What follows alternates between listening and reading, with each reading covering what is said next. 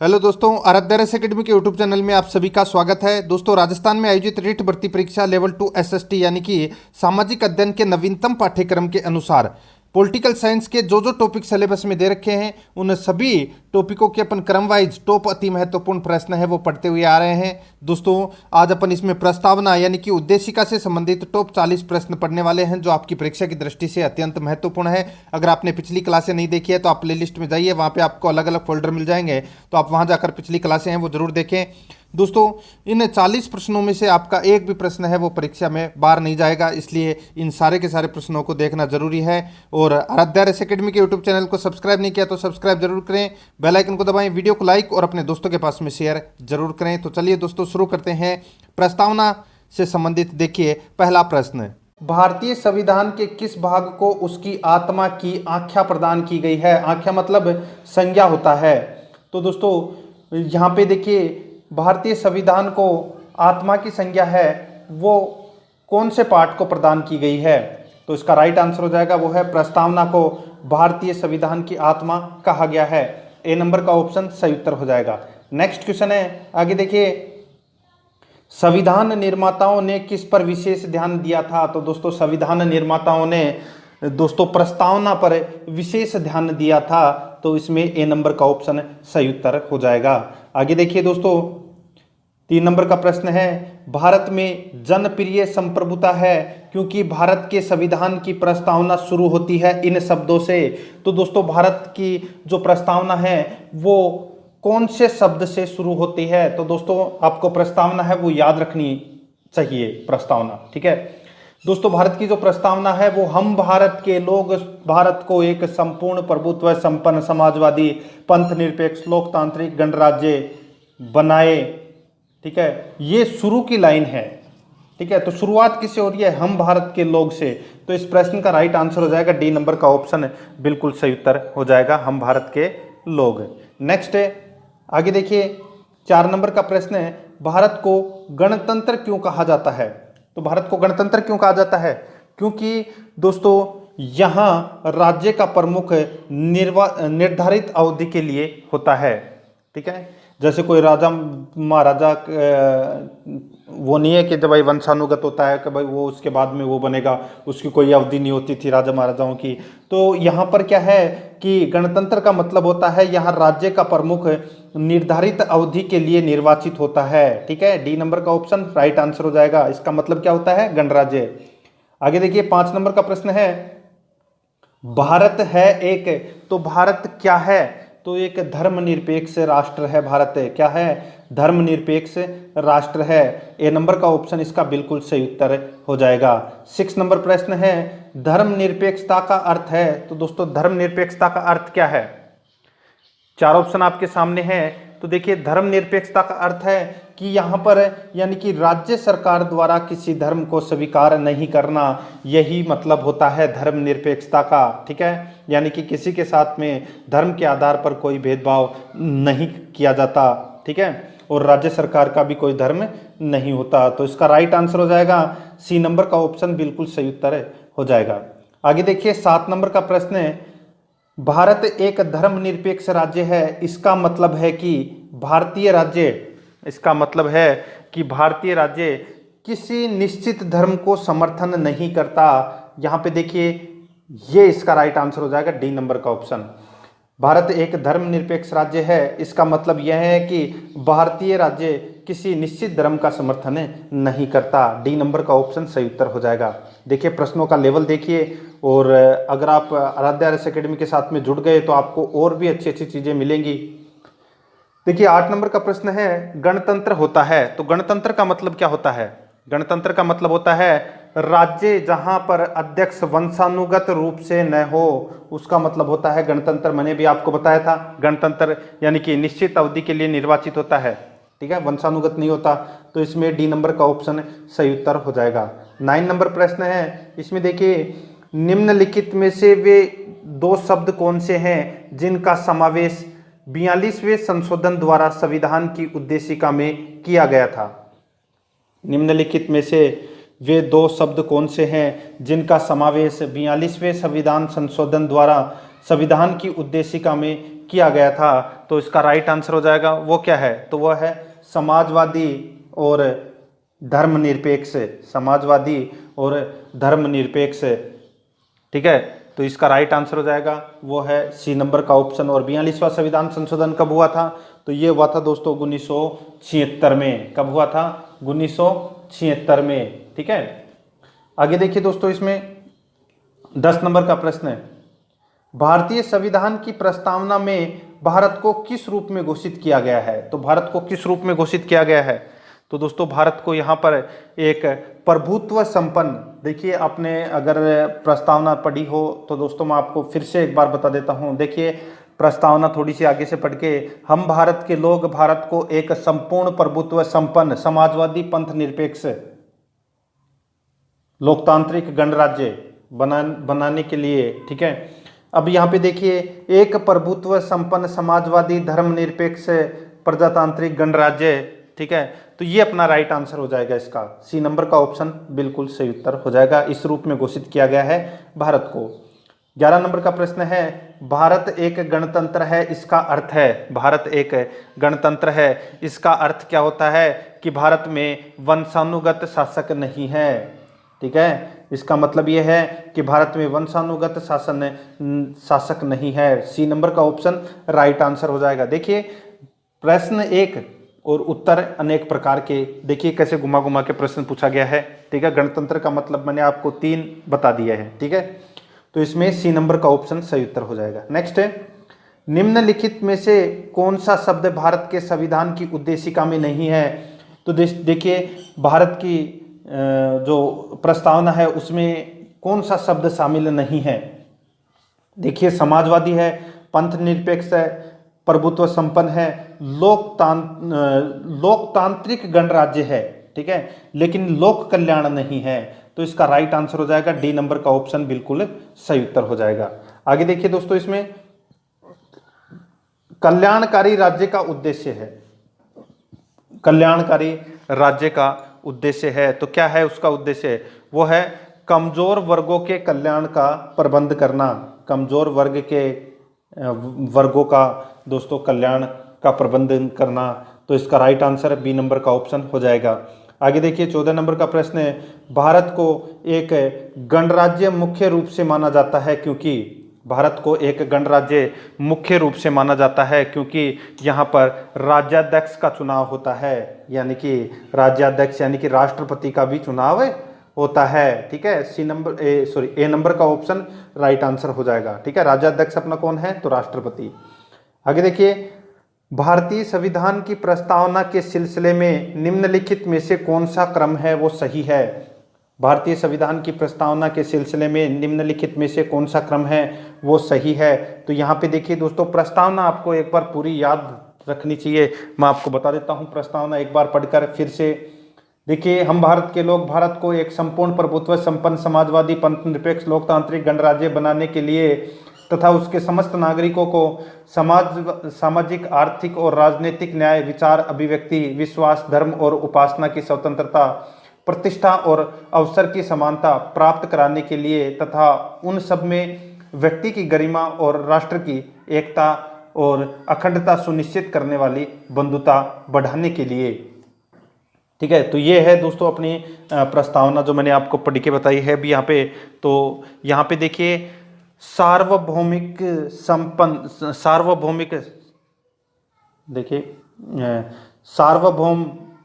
सत्ता संपन्न समाजवादी धर्मनिरपेक्ष जनवादी गणतंत्र। ठीक है, तो ये अपना राइट आंसर हो जाएगा, इसका डी नंबर का ऑप्शन बिल्कुल सही उत्तर हो जाएगा। यहाँ पे देखिए जो प्रश्न है, ये देखिए समाजवादी शब्द है, ये लास्ट में दे रखा है, इसमें तीसरे नंबर पे दे रखा है। ठीक है, ऐसे उल्टे सुल्टे करके भी पूछ सकता है, आपको पूरी लाइन याद होनी चाहिए दोस्तों। ठीक है, आगे देखिए, संविधान की प्रस्तावना में प्रयुक्त शब्द सेक्युलर का अर्थ है। तो दोस्तों सेक्युलर का अर्थ है वो क्या है, तो सेक्युलर का अर्थ हो जाता है दोस्तों इसमें कि सभी नागरिकों को धर्म की उपासना की स्वतंत्रता, सभी नागरिकों को धर्म एवं उपासना की स्वतंत्रता। ए नंबर का ऑप्शन इसका बिल्कुल सही उत्तर हो जाएगा। 17 नंबर का प्रश्न है, शब्द धर्मनिरपेक्ष भारत के संविधान की प्रस्तावना में जोड़ा गया था, इसके विषय में निम्न कथनों में से कौन सा सही है? दोस्तों यहाँ पे शब्द दे रखा है धर्मनिरपेक्ष। जो धर्मनिरपेक्ष शब्द है ये प्रस्तावना में जोड़ा गया था, इससे संबंधित अपने को यहाँ पे 4 कथन दे रखे हैं। अपने को बताना है कि इनमें से कौन सा कथन है वो सत्य है। तो देखिए दोस्तों, यह वर्ष 1976 में जोड़ा गया था, बिल्कुल सही है। 42वें संविधान संशोधन हुआ था 1976 में, तब यह शब्द जोड़ा गया था धर्मनिरपेक्ष, बिल्कुल सही है। आगे देखिए दूसरा नंबर का, यह 44वें संविधान संशोधन द्वारा जोड़ा गया। तो दोस्तों मैंने अभी आपको बताया कि यह 42वें संविधान संशोधन द्वारा जोड़ा गया, तो 44वां तो इसमें गलत हो जाएगा। आगे देखिए, यह 42वें संविधान संशोधन में जोड़ा गया, तीसरा कथन है वो बिल्कुल सही है। चौथा देखिए, यह मूल प्रस्तावना में था। तो दोस्तों मूल प्रस्तावना में नहीं था, बाद में जोड़ा गया था इसको 42वें संविधान संशोधन के माध्यम से। तो इसमें दूसरा और चौथा है वो गलत है। 1 और 3 इसका बिल्कुल सही उत्तर राइट आंसर हो जाएगा, यानी कि बी नंबर का जो ऑप्शन है वो इसका बिल्कुल सही उत्तर हो जाएगा, 1 और 3। आगे देखिए, भारतीय संविधान की प्रस्तावना में लिखित हम भारत के लोग यानी कि we the people of India से क्या अर्थ निकलता है? तो दोस्तों इससे क्या अर्थ निकलता है ये अपने को इसमें बताना है, ठीक है। तो इसका राइट आंसर क्या हो जाएगा बताइए दोस्तों। 4 ऑप्शन मैं आपको दे रहा हूं यहाँ पे कि भारतीय संविधान की प्रस्तावना में लिखित हम भारत के लोग यानी कि we the people of India से क्या अर्थ निकलता है? तो इससे क्या अर्थ निकलता है? तो इसका राइट आंसर हो जाएगा वो है दोस्तों, संविधान का निर्माण भारत की जनता के द्वारा हुआ है। तो इसका राइट आंसर बी नंबर का ऑप्शन बिल्कुल सही उत्तर हो जाएगा। आगे देखिए दोस्तों, इसमें 19 नंबर प्रश्न है। इसमें देखिए समाजवाद का अर्थ है। तो दोस्तों समाजवाद का अर्थ है वो क्या है? समाजवाद का अर्थ है वो क्या है? तो इसका राइट आंसर हो जाएगा वो है दोस्तों, इसमें समाजवाद का अर्थ है सामाजिक न्याय है। क्या है? सामाजिक न्याय। सी नंबर ऑप्शन सही उत्तर। नेक्स्ट है, भारतीय संविधान में समवर्ती सूची किसके संविधान से ली गई है? तो समवर्ती सूची दोस्तों ऑस्ट्रेलिया से ली गई है। कहाँ से ली गई है? ऑस्ट्रेलिया से समवर्ती सूची ली गई है, ठीक है। आगे देखिए 21 नंबर का प्रश्न है। इसमें देखिए भारतीय संविधान की आत्मा किसे कहा जाता है? तो दोस्तों प्रस्तावना को कहा जाता है भारतीय संविधान की आत्मा। ए नंबर ऑप्शन सही उत्तर हो जाएगा। आगे देखिए सेकंड नंबर प्रश्न है, यानी कि 22 नंबर प्रश्न है, भारत में लौकिक सार्वभौमिकता है। भारत में लौकिक सार्वभौमिकता है क्योंकि संविधान की प्रस्तावना आरंभ होती है। तो संविधान की प्रस्तावना आरंभ होती है कहाँ से? तो हम भारत के लोग शब्दों से। तो इसका राइट आंसर हो जाएगा ए नंबर का ऑप्शन सही उत्तर। अपनी प्रस्तावना है वो हम भारत के लोग शब्द से ही शुरू होती है, शुरुआत, ठीक है। तो इसमें ए नंबर ऑप्शन सही उत्तर। नेक्स्ट है, भारतीय संविधान की प्रस्तावना पर किस क्रांति का प्रभाव नहीं झलकता है? भारतीय संविधान की प्रस्तावना पर किस क्रांति का प्रभाव नहीं झलकता है? तो दोस्तों ये है इसमें चीन की क्रांति का दोस्तों इसमें प्रभाव नहीं झलकता है। बाकी फ्रांसीसी क्रांति, अमेरिकी क्रांति और बोल्शेविक क्रांति का इसमें प्रभाव झलकता है। तो डी नंबर का ऑप्शन राइट आंसर हो जाएगा। आगे देखिए 24 नंबर प्रश्न है, मूल भारतीय संविधान के अनुसार भारत एक है। तो भारत एक क्या है? तो दोस्तों प्रभुत्व संपन्न लोकतांत्रिक गणराज्य है। क्या है? प्रभुत्व संपन्न लोकतंत्रात्मक गणराज्य है, ठीक है। तो इसका राइट आंसर हो जाएगा ए नंबर का ऑप्शन बिल्कुल सही उत्तर हो जाएगा। आगे देखिए 25 नंबर प्रश्न है, संविधान के अंतर्गत भारतीय लोकतंत्र के आदर्शों को हम कहाँ देख सकते हैं? तो दोस्तों कहाँ पर देख सकते हैं? तो ये देख सकते हैं दोस्तों प्रस्तावना में। किस में देख सकते हैं? प्रस्तावना में देख सकते हैं संविधान के अंतर्गत भारतीय लोकतंत्र के आदर्शों को, ठीक है। बी नंबर ऑप्शन सही उत्तर। आगे देखिए 42वें संविधान संशोधन अधिनियम 1976 द्वारा प्रस्तावना में किस शब्द को नहीं जोड़ा गया? तो दोस्तों कौन से शब्द को नहीं जोड़ा गया? तो यहाँ पे देखिए धर्मनिरपेक्ष, समाजवादी, एकता एवं अखंडता। तो इसमें दोस्तों यहाँ पे जो गुट निरपेक्षता है इस शब्द को नहीं जोड़ा गया था इसमें, ठीक है। तो इसका राइट आंसर सी नंबर का ऑप्शन बिल्कुल सही उत्तर हो जाएगा। 3 शब्द जोड़े गए थे, ठीक है। आगे देखिए भारतीय संविधान की प्रस्तावना के बारे में कौन सा कथन सही है? तो कौन सा कथन है वो दोस्तों इसमें सही है वो अपने को बताना है। तो देखिए समाजवादी धर्मनिरपेक्ष शब्द 1950 में लागू संविधान के अंग थे, गलत है। देखिए जो उक्त शब्द 1976 के द्वारा जोड़े गए थे, तो दोस्तों ये इसमें कथन सही है। ठीक है, जो समाजवादी धर्मनिरपेक्ष शब्द है ये 1976 में जोड़े गए थे। ठीक है, तो एकमात्र इसमें बी नंबर का ऑप्शन ही है वो इसमें सही है, बाकी इसमें गलत है। ठीक है, यहाँ पे उक्त शब्द का मतलब ये ऊपर वाला हो गया समाजवादी और धर्मनिरपेक्ष। ठीक है, शॉर्ट में कर दिया इसको, तो बी नंबर ऑप्शन सही उत्तर हो जाएगा इसका। आगे देखिए 28 नंबर प्रश्न है, भारतीय संविधान ने किस प्रकार के लोकतंत्र को अपनाया है? तो भारतीय संविधान ने किस प्रकार के लोकतंत्र को अपनाया है? तो दोस्तों वो है लोकतांत्रिक गणतंत्र को अपनाया है, लोकतांत्रिक गणतंत्र को अपनाया है। डी नंबर का ऑप्शन इसका राइट आंसर हो जाएगा। नेक्स्ट है, भारतीय संविधान की प्रस्तावना में वर्णित लोकतंत्र को किस रूप में स्वीकारा गया है? भारतीय संविधान की प्रस्तावना में वर्णित लोकतंत्र को किस रूप में स्वीकार किया गया है? तो दोस्तों किस रूप में?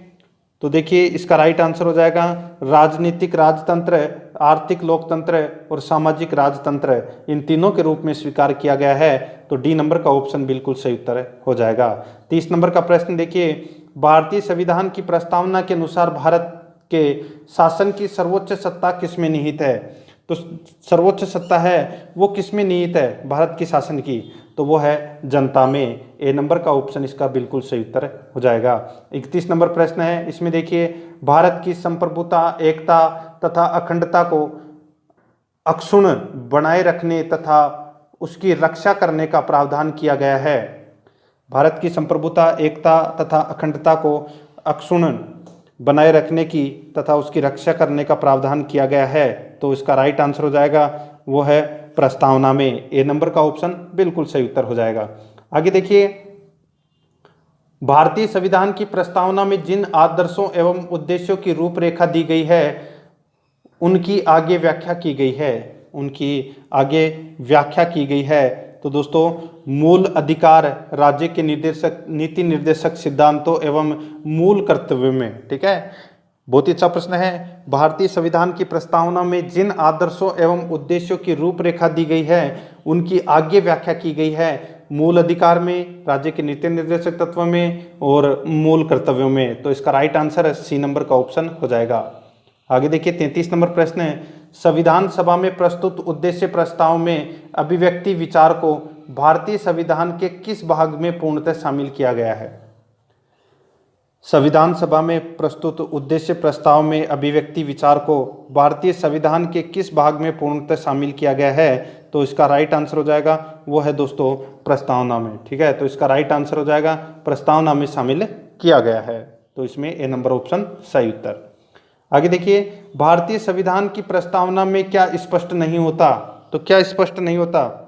तो दोस्तों वो है इसमें संविधान को लागू करने की तिथि, संविधान को लागू करने की तिथि दोस्तों इसमें स्पष्ट नहीं करता। ठीक है, प्रस्तावना में। तो इसका राइट आंसर सी नंबर का ऑप्शन बिल्कुल सही उत्तर हो जाएगा। आगे देखिए, निम्नलिखित में से किन उद्देश्यों को भारतीय संविधान उद्घोषित नहीं करता है? निम्नलिखित में से किन उद्देश्यों को भारतीय संविधान उद्घोषित नहीं करता है? तो वो है दोस्तों इसमें किसको?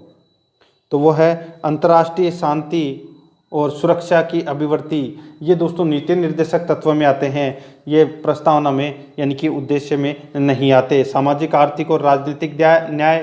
ठीक है, न्याय 3 प्रकार के होते हैं, ये भी याद रखना, सामाजिक, आर्थिक और राजनीतिक। प्रस्तावना के अंदर विचार, अभिव्यक्ति, विश्वास, धर्म और उपासना की स्वतंत्रता, ये 5 प्रकार की दोस्तों स्वतंत्रता है। कौन कौन सी? विचार, अभिव्यक्ति, विश्वास, धर्म और उपासना, 5 प्रकार की स्वतंत्रता है। और दोस्तों समानता है, ये 2 प्रकार की है, प्रतिष्ठा और अवसर की समानता। ठीक है, तो इस प्रश्न का राइट आंसर हो जाएगा डी नंबर का ऑप्शन, क्योंकि ये प्रस्तावना में नहीं है। 36 नंबर प्रश्न है, भारतीय संविधान की प्रस्तावना में देश का कौन सा नाम उल्लेखित है? तो देश का कौन सा नाम उल्लेखित है भारतीय संविधान की प्रस्तावना में? तो दोस्तों वो है भारत और इंडिया। सी नंबर का ऑप्शन इसका बिल्कुल सही उत्तर हो जाएगा। भारतीय संविधान के आर्टिकल 1 में भारत का नाम है वो भारत और इंडिया दे रखा है। ठीक है, आगे देखिए, भारतीय संविधान किसके द्वारा स्वीकृत है? तो किसके द्वारा स्वीकृत है?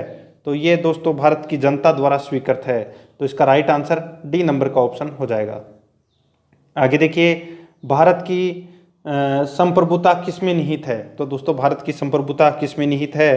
तो ये निहित है दोस्तों किसमें? तो भारत की जनता में निहित है। डी नंबर का ऑप्शन बिल्कुल सही उत्तर हो जाएगा। 39 नंबर प्रश्न है, भारतीय संविधान को संविधान सभा द्वारा अंगीकृत कब किया गया? तो ये किया गया दोस्तों कब? तो 26 नवंबर 1949 को यह अंगीकृत किया गया था। ए नंबर का ऑप्शन इसका बिल्कुल सही उत्तर हो जाएगा। 40 नंबर प्रश्न है, भारत का संविधान पूर्ण रूप से तैयार हुआ? तो दोस्तों पूर्ण रूप से कब तैयार हुआ था? तो ये हुआ था दोस्तों 26 नवंबर 1949 को। 26 नवंबर 1949 को यह पूर्ण रूप से तैयार हो गया था। तो इसका बी नंबर का ऑप्शन सही उत्तर हो जाएगा। आगे देखिए, भारतीय संविधान कब अंगीकार किया गया? तो दोस्तों कब अंगीकार किया गया? तो ये किया गया दोस्तों 26 नवंबर 1949 को। तो इसमें बी number option right answer. Next है, निम्नलिखित में से किस तिथि को भारतीय संविधान लागू किया गया? तो भारतीय संविधान 26 जनवरी 1950 को लागू किया गया। ए नंबर ऑप्शन सही उत्तर। नेक्स्ट है, किस वर्ष भारत एक प्रभुत्व संपन्न प्रजातांत्रिक गणराज्य बना? तो ये बना दोस्तों कब? तो 1950 में बना था दोस्तों संपूर्ण प्रभुत्व संपन्न प्रजातांत्रिक गणराज्य 1950 में। नेक्स्ट है, संविधान की उद्देशिका में कितनी बार संशोधन किया जा चुका है? यानी कि प्रस्तावना में कितनी बार संशोधन किया जा चुका है? तो एक बार ही किया गया है 1976 में 42वें संविधान संशोधन के माध्यम से। ठीक है, तो इसमें सी नंबर का ऑप्शन राइट आंसर हो जाएगा। नेक्स्ट है, देखिए उद्देशिका और प्रस्तावना एक ही है। ठीक है, शब्द दो अलग अलग हैं लेकिन एक ही मतलब है इनका। आगे देखिए, भारत के संविधान की प्रस्तावना में प्रथम संशोधन कब किया गया? तो प्रथम संशोधन 1976 में किया गया था 42वें संविधान संशोधन के माध्यम से। नेक्स्ट, अब देखिए 46 नंबर का प्रश्न है दोस्तों, इसमें देखिए, निम्न अवतरण में हम भारत के लोग भारत को एक संपूर्ण प्रभुत्व संपन्न समाजवादी पंथ निरपेक्ष लोकतांत्रिक गणराज्य बनाने के लिए तथा उसके समस्त नागरिकों को सामाजिक आर्थिक और राजनीतिक न्याय अभिव्यक्ति विश्वास धर्म और उपासना की आज़ादी प्रतिष्ठा और अवसर की समता प्राप्त कराने के लिए उन सब में व्यक्ति की गरिमा और राष्ट्र की एकता और अखंडता सुनिश्चित करने वाली बंधुता बढ़ाने के लिए दृढ़ संकल्प होकर अपनी इस संविधान सभा में आज एतद, यहाँ पे खालिस्तान भरना है। ठीक है, एतद इस संविधान को अंगीकृत अधिनियमित और आत्मसमर्पित करते हैं। तो यहाँ पे जो खालिस्तान है इसमें कौन सी डेट आएगी ये अपने को बताना है। तो वो है 26 नवंबर 1949 आएगी इसमें। यानी कि भारत की प्रस्तावना को कब स्वीकार किया गया था? तो 26 नवंबर 1949 को। ठीक है, याद रखना। आगे देखिए, संविधान की प्रस्तावना सभी भारतीय नागरिकों को निम्न में से कौन सा एक उपलब्ध कराने के लिए वादा नहीं करती? तो यहाँ पे देखिए, विचार की स्वतंत्रता, न्यायिक और सामाजिक है। ठीक है, तो ये तीन तो उपलब्ध करा सकती है लेकिन पूंजी की समानता है ये उपलब्ध कराने का वादा नहीं करता। ठीक है, ये प्रस्तावना। ठीक है, पूंजी की समानता वाला, तब तो ऐसे हो जाएगा कि भाई हाँ सबकी पूंजी बराबर होनी चाहिए। ठीक है, ऐसा नहीं होता। ठीक है, आगे देखिए, 26 नवंबर 1949 को अंगीकृत भारतीय संविधान की प्रस्तावना में शब्द सम्मिलित नहीं है। तो यहाँ पे प्रस्तावना में कौन सा शब्द है वो सम्मिलित नहीं है 26 नवंबर 1949 को। ठीक है, तो यहाँ पे देखिए दोस्तों, बहुत ही अच्छा प्रश्न है, कौन सा शब्द इसमें सम्मिलित नहीं है। अब देखिए बात हो रही है 26 नवंबर 1949 की। अब उसमें दोस्तों पंथ निरपेक्ष, समाजवादी और गण अखंडता ये शब्द तो 1976 में जोड़े गए थे। ठीक है, प्रश्न देखिए दोस्तों, ये शब्द तीनों शब्द पहला, दूसरा और तीसरा, समाजवादी, पंथ निरपेक्ष और अखंडता शब्द है, ये 1976 में जोड़े गए थे। यहाँ पे अपने को पूछ रहा है 26 नवंबर 1949 को। तो यहाँ पे सिर्फ दोस्तों एक ही शब्द जोड़ा गया था, वो है गणराज्य। ठीक है, अपने को पूछा क्या है इसमें कि प्रस्तावना में शब्द सम्मिलित नहीं है, तो 1, 2, 3 है वो सम्मिलित नहीं थे उस समय। ठीक है, 1949 में। ए नंबर का ऑप्शन सही उत्तर। आगे देखिए, संविधान की उद्देशिका के संबंध में निम्न स्थानों पर विचार करिए और नीचे दिए गए कूट की सहायता से बताइए कि इनमें से कौन सा सही है। तो यहाँ पे देखिए दोस्तों, कौन सा कथन है वो इसमें सही है वो अपने को इसमें बताना है। देखिए, नेहरू द्वारा प्रस्तुत ऑब्जेक्टिव प्रस्ताव अंतर्गोतवा उद्देशिका बना, बिल्कुल सही है दोस्तों। जो उद्देशिका प्रस्ताव है ये नेहरू जी लेके आए थे। आगे देखिए, इनकी प्रकृति न्याय योग्य नहीं है, तो ये भी बिल्कुल सही है। इनका संशोधन नहीं किया जा सकता, तो दोस्तों संशोधन किया जा सकता है, जैसे 42वां संविधान संशोधन में किया गया था। तो तीसरा इसमें गलत हो जाएगा, बाकी के इसमें 2 तो सही है। चौथा देखिए, संविधान के विशिष्ट प्रावधानों को यह रद्द नहीं कर सकता, ये दोस्तों इसमें सही है बिल्कुल, ठीक है। तो इसमें तीसरा नंबर का गलत था, बाकी 1, 2 और 4 तो इसमें सही है ही, तो इसमें बी नंबर का ऑप्शन बिल्कुल सही उत्तर हो जाएगा। आगे देखिए, 50 नंबर प्रश्न है, भारतीय संविधान की उद्देशिका में परिवर्तन किस संशोधन अधिनियम में किए गए थे? भारतीय संविधान की उद्देशिका में परिवर्तन किस संशोधन अधिनियम में किए गए थे? तो वो है 42वां संविधान संशोधन 1976 में। सी नंबर का ऑप्शन राइट आंसर। नेक्स्ट है, प्रस्तावना का वह प्रावधान जो सभी वयस्क नागरिकों को मतदान करने का अधिकार प्रदान करता है कहलाता है, तो वो क्या कहलाता है? तो दोस्तों मतदान करने का अधिकार है वो दोस्तों प्रजातंत्र कहलाता है, ठीक है। तो इसमें बी नंबर का ऑप्शन राइट आंसर। नेक्स्ट है, भारतीय संविधान के किस संशोधन द्वारा प्रस्तावना में 2 शब्द जोड़े गए थे? पंथ निरपेक्ष और धर्मनिरपेक्ष, समाजवादी और धर्मनिरपेक्ष। तो इसका राइट आंसर हो जाएगा वो है 42वें संविधान संशोधन, बी नंबर का ऑप्शन सही उत्तर। नेक्स्ट है, भारतीय संविधान लागू हुआ तो 26 जनवरी 1950 को लागू हुआ। आगे देखिए दोस्तों, 42वें संविधान संशोधन द्वारा प्रस्तावना में निम्नलिखित में से कौन सा शब्द जोड़ा गया? तो कौन सा शब्द जोड़ा गया इसमें? तो इसका राइट आंसर हो जाएगा वो है समाजवाद शब्द जोड़ा गया था, ठीक है। इनमें से सी नंबर ऑप्शन सही उत्तर। नेक्स्ट है, भारतीय संविधान के किस भाग में स्पष्ट रूप से घोषणा की गई है कि भारत एक धर्मनिरपेक्ष राज्य है? तो दोस्तों ये संविधान की प्रस्तावना में ये कहा गया है कि भारत एक धर्मनिरपेक्ष राज्य है, बी नंबर ऑप्शन सही उत्तर हो जाएगा। नेक्स्ट है, भारतीय संविधान की यानी कि संविधान की प्रस्तावना में भारत को कहा गया है, क्या कहा गया है? तो दोस्तों वो है सर्वसत्ताधारी समाजवादी धर्मनिरपेक्ष लोकतांत्रिक गणराज्य। तो इसमें डी नंबर का ऑप्शन राइट आंसर हो जाएगा, ठीक है। आगे देखिए, भारतीय संविधान का प्राधिकार स्रोत कौन सा है? तो प्राधिकार स्रोत कौन सा है?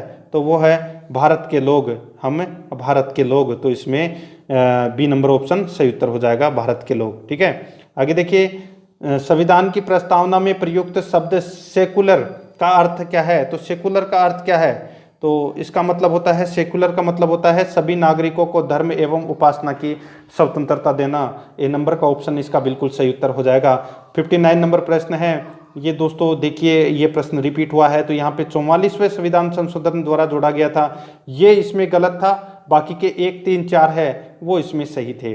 तो इसका सॉरी देखिए इसमें हाँ 2 ही सही थे, ठीक है। एक तो इसमें 44वां संविधान संशोधन वाला गलत था और यह मूल प्रस्तावना में था, ठीक है। 2 शब्द थे यहाँ पे, एक तो धर्मनिरपेक्ष शब्द के बारे में बताया गया है यहाँ पे, ठीक है। तो 1 और 3 इसका राइट आंसर हो जाएगा, ठीक है। ये प्रश्न आ चुका है पहले, बी नंबर का ऑप्शन सही उत्तर। आगे देखिए, आज का अपना अंतिम प्रश्न है, ये इसका भी मतलब दोस्तों ये भी प्रश्न रिपीट है कि भारतीय संविधान की प्रस्तावना में लिखित हम भारत के लोग यानी कि we the people of India का अर्थ क्या है? तो इसका मतलब होता है दोस्तों, सबको पता होगा ये तो, ठीक है, वो है संविधान का निर्माण भारत की जनता द्वारा हुआ है। तो बी नंबर का ऑप्शन बिल्कुल सही उत्तर हो जाएगा। ये मैंने आज आपको जो टॉप 60 प्रश्न करवाए हैं प्रस्तावना से संबंधित आपको प्रश्न है वो कैसे लगे कमेंट करके जरूर बताएं और आराध्या RS अकेडमी के यूट्यूब चैनल को सब्सक्राइब जरूर करें, बेल आइकन को दबाएं, वीडियो को लाइक और शेयर जरूर करें। मिलते हैं दोस्तों नेक्स्ट वीडियो में। जय हिंद, जय भारत।